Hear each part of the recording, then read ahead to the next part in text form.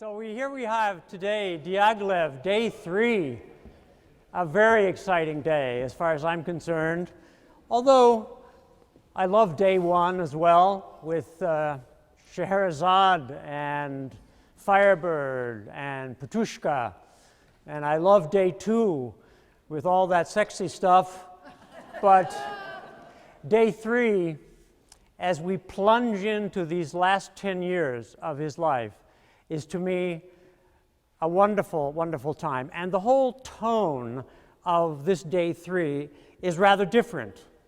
It's lighter. We will actually do some laughing today. At least I hope you will find some of these things amusing. We will have some heavy moments, but we will then have 2 of the very greatest works of his entire career at the very end.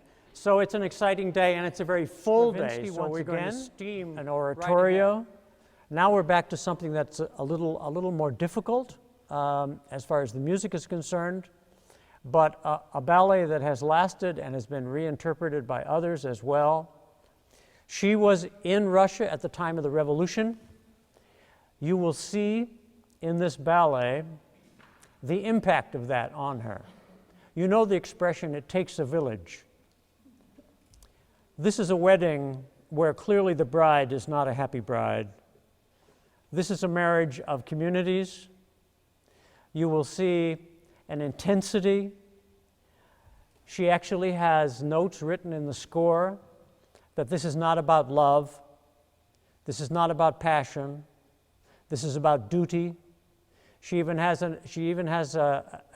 note in the score that the dancers must have no expression whatsoever. No expression. What I'm going to show you is a part of the departure of the bride scene, and particularly you will see a use of point shoes now again in a rather unusual way with black. You will see arms down to the sides. You will see a rather iconic part of this ballet where the bride's head is appearing above all of her bridesmaids with their heads all over to one side, sort of like a braid. Very famous picture. You will notice also a similarity in some of the choreographer to her brother and Sacre du Printemps. You may remember that she was very close to him. She worked on some ballets with him. And some of the leaping that you will see and some of the flatness of the bodies will remind you very much of his work.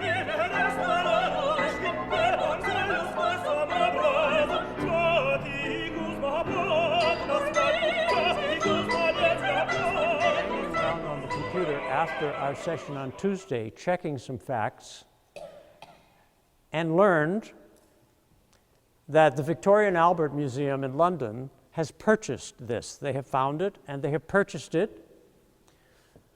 And if you can believe the coincidence of all of this, this Sunday will be the unveiling of this very curtain of Pablo Picasso. And here you are, sitting in Chautauqua in your comfortable seats, and you are going to be able to see this, because I have it on the screen, you're going to be able to see this, whereas all those poor souls in London, and I can tell you if you've lived there will be long lines out of the Victoria and Albert on Sunday to be the first people to see this since the 1920s. And so here it is.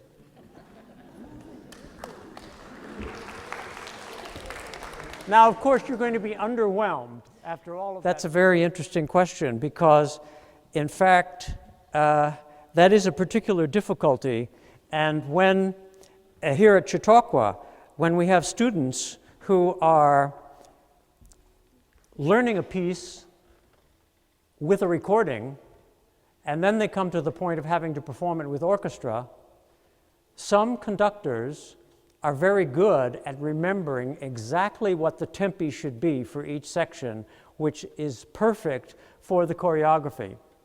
Some conductors are less good, so that sometimes in a performance, the music is either too fast or too slow, but certainly If you go to a dance performance where you can see the conductor, you will see that he has, if he's good, he has his eyes on the stage in addition to his eyes on his musicians.